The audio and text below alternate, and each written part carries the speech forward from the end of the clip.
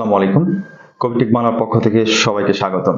শিক্ষার্থীবৃন্দ, আশা করি তোমরা প্রত্যেকে ভালো আছো, সুস্থ আছো এবং কবিটেক বাংলার সাথে আছো।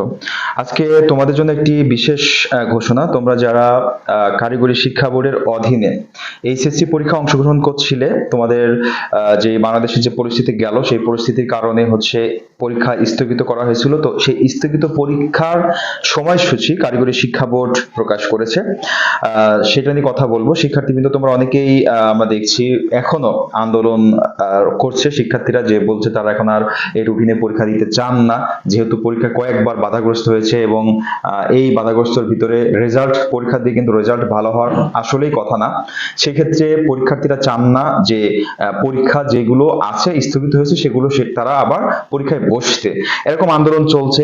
আমরা দেখেছি প্রথমে হচ্ছে নতুন যে সরকার গঠন হয়েছে সেখানে যে শিক্ষামন্ত্রীর দায়িত্ব যিনি পালন করছিলেন, আবার নতুন করে আরেকজন উপদেষ্টা নিয়োগ করা হয়েছে। তো এখন বর্তমান এই যে রুটিন দেওয়া হয়েছে সেটা হয়তো বা বলবৎ থাকবে। পরীক্ষা অনুষ্ঠিত হতে পারে অথবা পরীক্ষা অনুষ্ঠিত হবেই, আমরা আশা করছি এরকম একটা বিশেষ।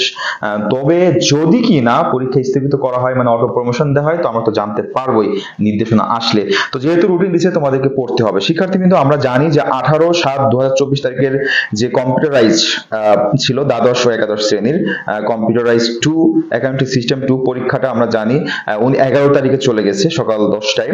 আবার হচ্ছে আমরা এটাও এখন দেখতে পাচ্ছি যে উচ্চতর হিসাব বিজ্ঞান এটা 11 তারিখে গেছে।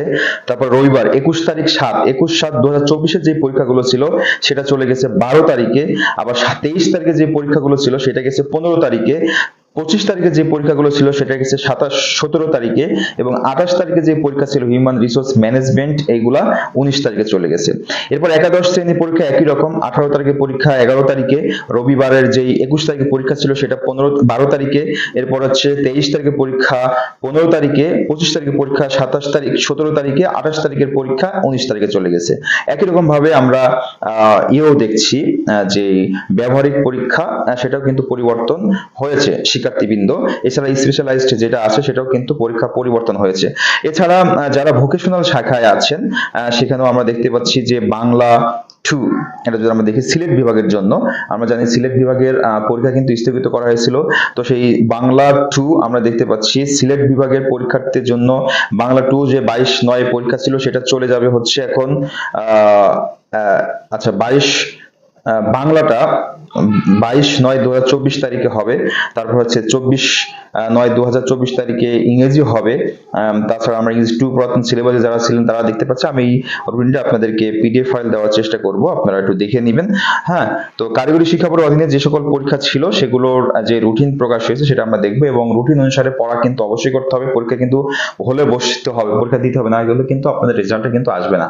শিক্ষার্থী কিন্তু সবার জন্য দোয়া রইল এবং সুস্বাস্থ্য কামনা করে শেষ করছি। সবাই ভালো থাকবেন এবং পরীক্ষার জন্য অবশ্যই প্রিপারেশন নেবেন। আল্লাহ হাফেজ।